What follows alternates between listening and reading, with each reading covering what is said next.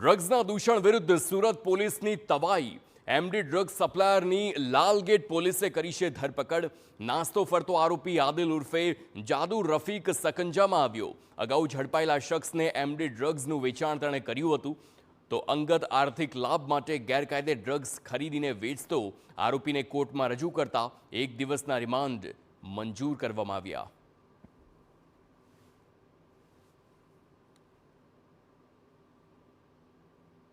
गई तारीख 29/12/2025 crime branch द्वारा 51.40 ग्राम मेफेड्रोन ड्रग्स पकड़वामां आवेल हतुं।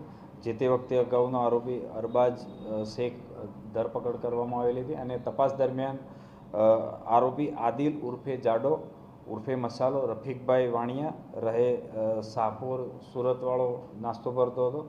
एने गई काले धरपकड़ करी अने रिमांड मेळववामां आवेल छे। अगाऊ पकड़ाયેલા આરોપીની તપાસ દરમિયાન હાલના આરોપીએ તેને ડ્રગ્સ આપેલાની હકીકત જણાવેલ હતી।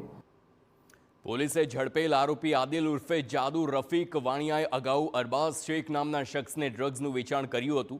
તો આરોપી અરબાઝ શેખને ક્રાઇમ બ્રાન્ચે 29 ડિસેમ્બર 2025ના રોજ 51.40 ગ્રામ એમડી ડ્રગ્સ સાથે ઝડપ્યો હતો। એની પૂછપરછમાં આદિલનું નામ ખુલતા પોલીસે હવે તેને ઝડપી પાડી વધુ તપાસ હાથ ધરી।